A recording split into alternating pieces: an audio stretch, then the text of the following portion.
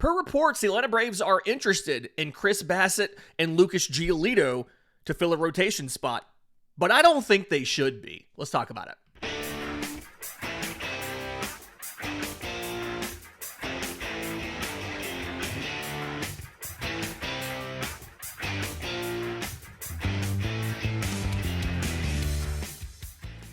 Yes, welcome on in to Braves Today, your source for daily news, notes, and updates on your Atlanta Braves. I'm your host, Lindsay Crosby, award-winning baseball writer and podcaster. You can follow me on social media at Crosby Baseball. And you can find all of my written work, bravestoday.com. That's the Braves Today Substack, as this is both a podcast and a newsletter. We're proudly part of the Believe Podcast Network and presented to you by FanDuel. Download the FanDuel app or go to fanduel.com to get started. Hope you guys are keeping warm. Winter storm all across the southeast. I know there's been a lot of snow. The Braves had to cancel Braves Fest on Saturday. But if it makes you feel any better, things are about to kick off in spring training. Today is truck day. The Braves are loading up the semis on Monday to take all the equipment to Northport ahead of pitchers and catchers reporting next Monday, I think, the 9th.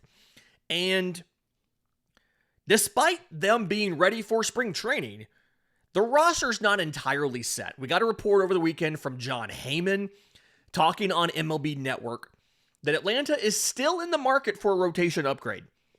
And he specifically mentioned Lucas Giolito and Chris Bassitt. But I don't think you need to spend the money to sign either one of these guys. Let's break down why Atlanta would want those specific players, why I think they don't need to do it. Okay. So first, Giolito and Bassitt. Let's start with Giolito, because I think the ceiling is higher on Lucas Giolito. He missed all of 2024, had a surgery on his elbow, had a UCL injury. And when he came back last year, and I'm not giving the full season stats for a reason, because it was a really kind of weird thing. He was not good early, like a 6.42 ERA through his first 7 starts. Now, after that, his final 19 starts covered just over 110 innings and an ERA of 2.51. But the problem here is I think that's a little misleading, okay? Couple different reasons. One, the ERA I don't think is indicative of his true performance. 2.51 ERA, yes. FIP, 397. Sierra, 467. He significantly outplayed the inputs that went into that, right? All of the ERA estimators that take into account quality of contact and the things that he can directly control think that was incredibly lucky, right? So thing number one. Thing number two is one of the more predictive stats is, surprisingly, strikeout to walk rate.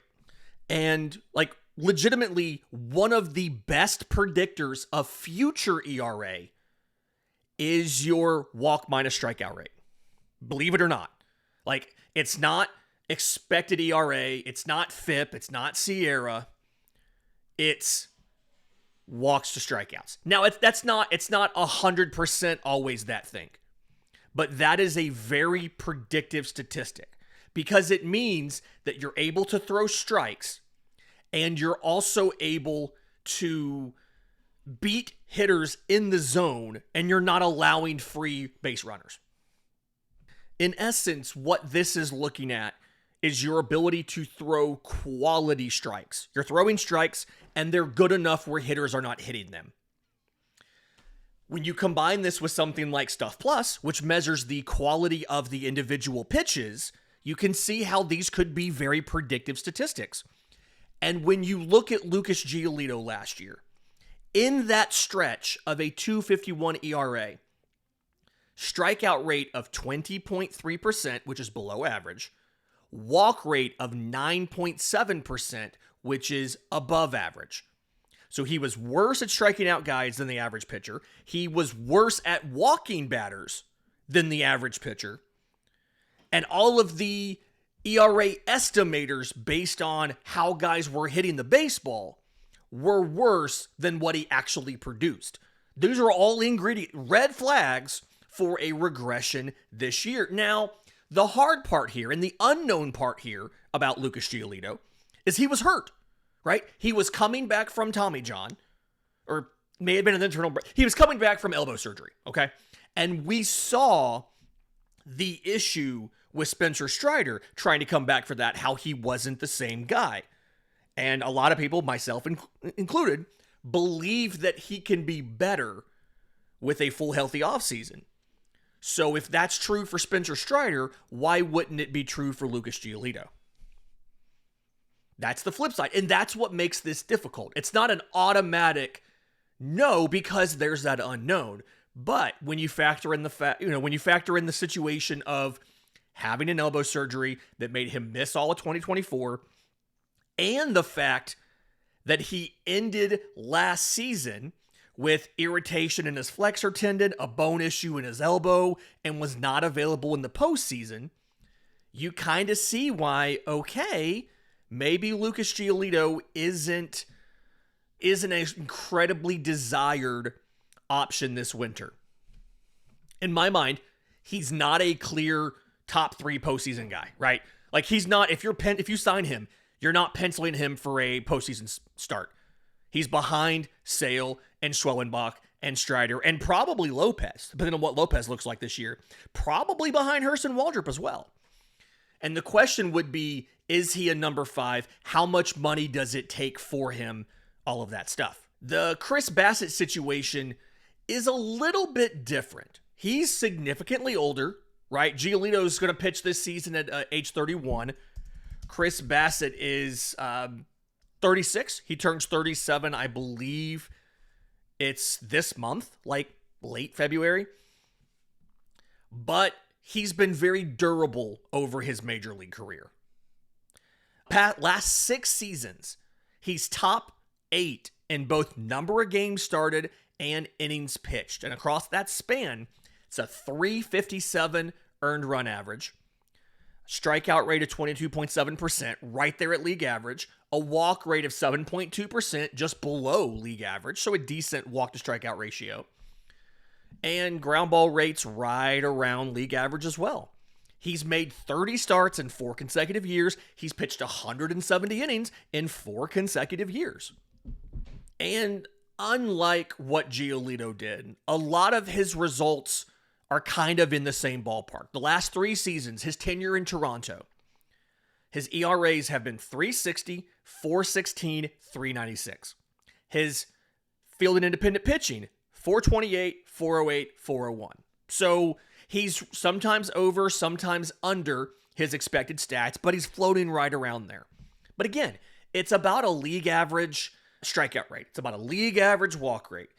Ground ball rate, right around league average. His best asset is being available, right? His best asset is the fact that he can take the ball every 5th day for an entire season. And let's be clear, there is value in that. There is absolutely value in knowing that you can write a guy in there in pen for just about the entire season and build the rest of your rotation around him. But personally, I don't really think there's much of a difference in these 2 guys and 2 guys Atlanta already has on the roster. I'll tell you about those 2 pitchers next, right here on Braves Today. But first, today's episode is brought to you by a new sponsor to the channel, Fantrax. If you play fantasy baseball, you've probably heard of Fantrax. This is absolutely the best fantasy baseball app that I have ever used. I've been in as you can imagine, ton of fantasy baseball leagues, ton of different platforms. Fantrax, for multiple different reasons, is the best. The first one is the player pool is incredibly deep. I have literally never seen a news blurb, a pop-up, anything for a player in Dynasty Baseball that was not already in the Fantrax app. So if you're the kind of person that wants to go grab a pop-up prospect as soon as they hit anybody's radar, Fantrax is the app that will have them there for you. The league customization options are fantastic. My home dynasty league, we just had a whole debate about changing one of the pitching categories. Should it be wins? Should it be quality starts? Like, we just had that whole conversation. And guess what? It's incredibly easy to customize Fantrax for whatever scoring category you want in your league. You can change an offensive category to OPS instead of batting average or on base. You can change it to WRC. Like, there's so many options to customize your league. I love it. So go to Fantrax, Fantrax.com/Braves today to sign up for your league ahead of the 2025 season. That's Fantrax with an X.com/Braves today. Welcome back to Braves Today, Lindsay Crosby. And I understand the argument for Chris Bassitt and Lucas Giolito. I just don't think it makes sense because we have Chris Bassitt and Lucas Giolito at home. Like, the argument for Bassitt makes more sense to me. Let's take that one, right? Because again, I gave the numbers. He's been remarkably consistent. He's been a reliable back of the rotation arm. Guess what? Bryce Elder in 2026 has equivalent projections to both of those guys. Okay, those of you who have listened to the show for a long time know I'm a fan of Zips. Over at Fangraphs, it consistently performs as the best of all of the projection systems. Okay. And this year, they project Lucas Giolito for a 4.65 ERA on a 4.58 FIP. They project Chris Bassitt for a 4.05 ERA on a 4.30 FIP. They project Bryce Elder for a 4.38 ERA on a 4.10 FIP. From the projection system, all of his inputs and everything being weighed says that his performance, before you count all the fluky sample size stuff, should be equivalent to Lucas Giolito or Chris Bassitt. And I think the big difference here is Bryce Elder's likely going to be making under $900,000. Whereas both Giolito and Bassitt will be more than likely double-digit millions to sign. And I think when you look at what Elder's done last season, I know that his overall stats, 5.30 ERA, but his field and independent pitching was a 4.55. He underperformed off of, and again, field and independent pitching is the things you can control. Home runs, strikeouts, walks, right? He did his job on those. He was burned on some of the other stuff. Defense letting him down, things like that. But if you look at his starts last year, he made 28 starts. Half of them were quality starts. And I know I hear the people right now who are saying, hey, a quality start isn't actually that good. It's 6 innings of 3 runs, and that's a 4.50 ERA. I haven't pulled the full numbers for 2025, but back in 2024, there's some things you need to know about. One, a 6-inning start of 3 runs happened about 9% of the time. 9% of quality starts were that. The average quality start was 6.5 innings, 1.2 runs, with 8.5 strikeouts per 9 innings, and under 2 walks per 9 innings. That's a 1.70 ERA. And again, in 2024, teams that got a quality start won 69% of the time. If the opposing team did not get a quality start and you got a quality start, that percentage rises to 77%.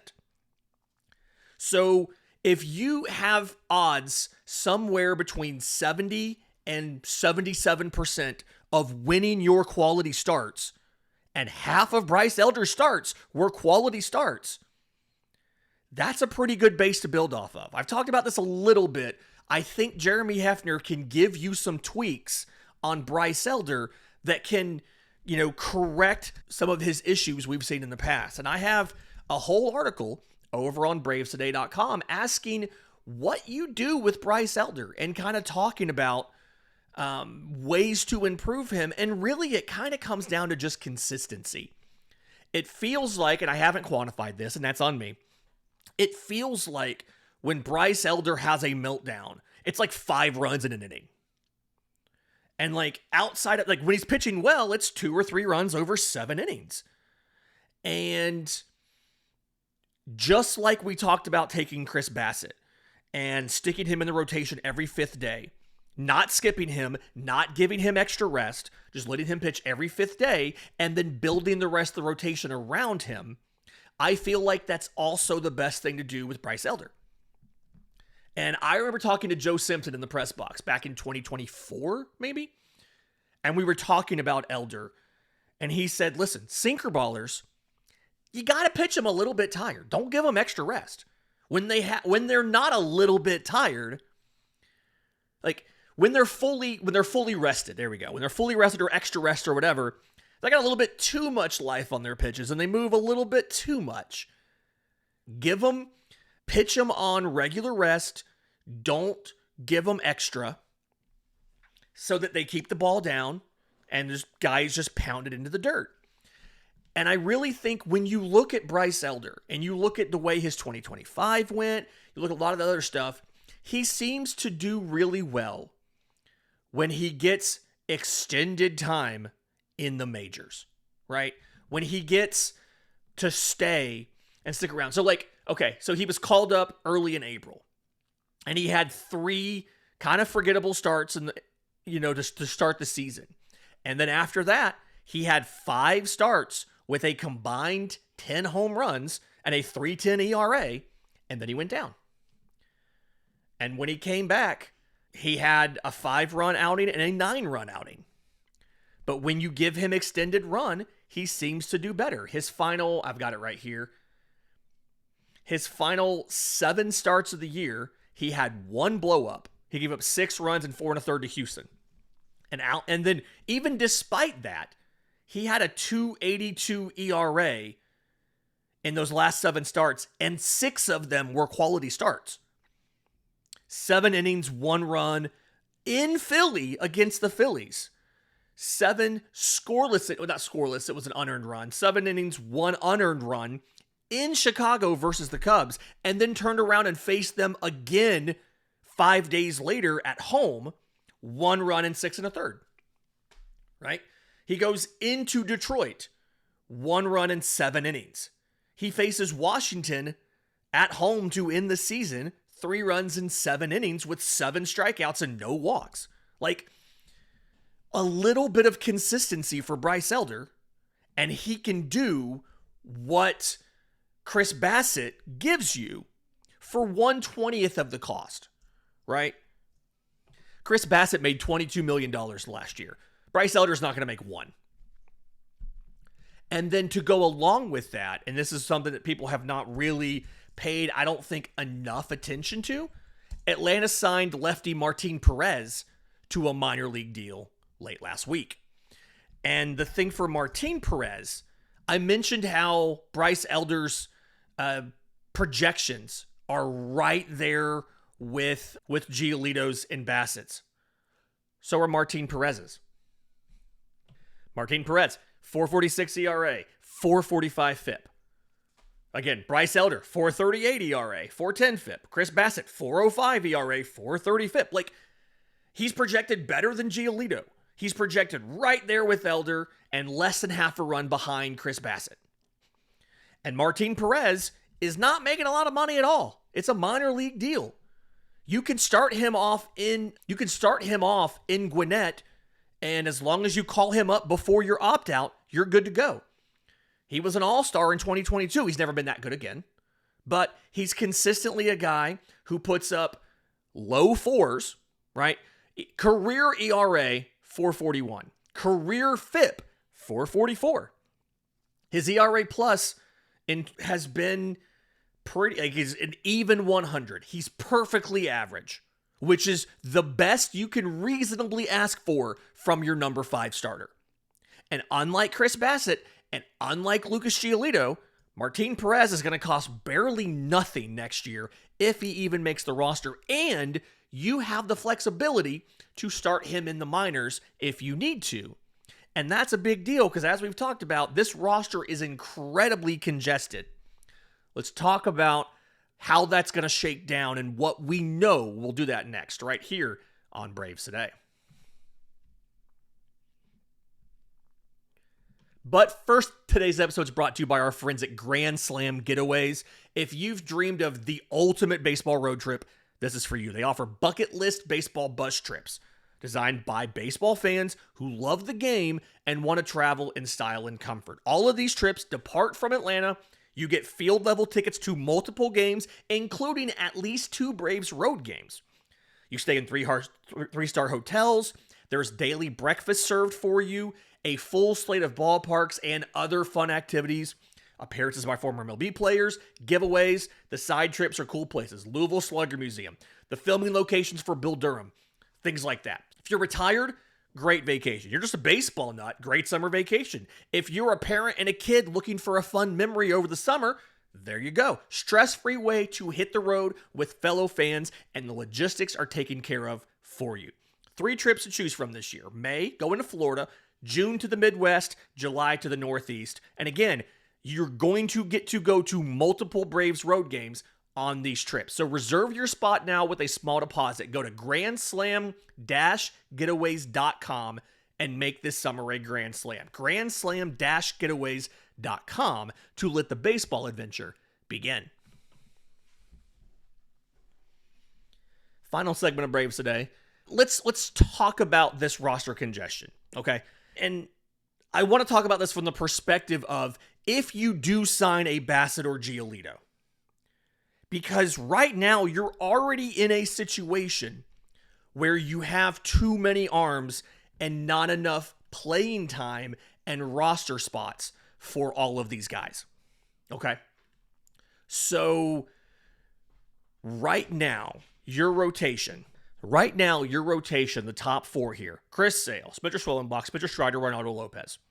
They're not completely in ink, but at least the first 3 are. Right? Ronaldo Lopez is far and away the favorite for the number 4 spot. They've said they're treating him like a starter this winter. Okay. Your options for number 5, Grant Holmes, Hurston Waldrop, Bryce Elder are your 3 realistic options there. And that's assuming you have Joey Wentz and Jose Suarez either in the bullpen or off the roster completely. Okay. My personal belief, and I think what they're going to end up doing, if it was a straight baseball decision, who are your best 5 starting pitchers? Hurston Waldrop's on the opening day roster. But it's not just about who is the best pitcher. It's also about options, flexibility, preserving depth. I'm pretty confident Hurston Waldrop is going to start the year in AAA. And your final spot is Bryce Elder versus Grant Holmes. And Grant Holmes just has so much more experience in the bullpen than Bryce Elder does. Bryce Elder has almost always been a starter in his entire career. Grant Holmes debuted in the majors as a reliever, and they moved him to the rotation. Given the additional unknown of how many innings can he pitch with a non-surgically rehabbed UCL versus Bryce Elder, who, just like Chris Bassitt, not been hurt, has posted, has not been on the injured list. I feel like Grant Holmes is going to be in the bullpen. Which means, if Elder's your number 5, your bullpen has Raisel Iglesias, Robert Suarez, Dylan Lee. That's your late innings trio there, right? Tyler Kinley is probably as close to being in that group as he can be. You've got Aaron Bummer. You've got Joel Payamps, who are both making legitimate money. Payamps isn't making a ton. It's like $2.25 million. Kinley's making $3 million. Bummer's making $9.5 million. You're not cutting Aaron Bummer. If somebody wants a lefty sinker baller, and you can trade him maybe, but you're not cutting Aaron Bummer. Those 3 guys are probably, as of right now, the favorites for a bullpen spot. Which, hey, we've mentioned 7 guys already. If you've got 1 long man spot left, that's Joey Wentz or Jose Suarez. And this doesn't even mention the reclamation project guys they've grabbed, James Karinchak and Ian Hamilton. This doesn't mention the optionable relievers, Desamar Hernandez, Dylan Dodd, Hunter Stratton. This doesn't mention the prospects, Hayden Harris, Roldy Munoz, Giancarlos Lara. There are so many names. And so adding somebody who is projected to be slightly better than Bryce Elder for 20 times the money of Bryce Elder, just to then kick Bryce Elder to the bullpen, doesn't make a ton of sense. Now, maybe Atlanta says, hey, we can trade Bryce Elder. We can package Bryce Elder for another offensive piece, or maybe that's a situation that happens. But just signing a starter to say you signed a starter doesn't actually improve your depth that much. Especially if it's a guy like a Bassitt who's making significant money when you're already at the point where you don't have a ton of additional money left. Remember how I mentioned that Atlanta, under Alex Anthopoulos, likes to keep money for the trade deadline? Your CBT bill right now is just under $259 million. The third tier they're not going to go over is $284. So you've got money. You've got about $25 million bucks. But if you give, even if you get a discount and you give $16 million of that to Bassitt, you've got what, $9 million left? They like to keep more money than that because they usually spend more money than that. It just doesn't make a lot of sense. Even for it just doesn't make a lot of sense to go out and add one of these guys when you can replicate what they do for 5% of the cost. So I understand they're probably interested. They've probably called. There probably is a salary number with which they would pick up a Bassitt or a Giolito on a one-year deal. But unless it's incredibly cheap, the ancillary, the downstream effects on the roster don't make a ton of sense to me. And maybe this is something where they think, hey, Jeremy Hefner, reunite with Bassitt, or he's got these ideas to make Giolito better, to make Bassitt better, and they can take them from fifth starters to potentially more than that. Maybe that's a thing. Maybe that's the plan. But on its face, without knowing how they plan to improve those guys, or without knowing how Bryce Elder's improved under Jeremy Hefner, it doesn't make a lot of sense. This has been Braves Today for Monday, February 2nd. Do me a favor. If you're listening on audio, a 5-star review would be fantastic. Apple, Spotify, wherever you get your podcasts. If you're watching on YouTube, subscribe to the channel, hit the notification bell so you know when we go live, we drop shorts, all that good stuff. And as always, bravestoday.com, those paid subscriptions, help us out a ton over there. Until next time, this has been Braves Today.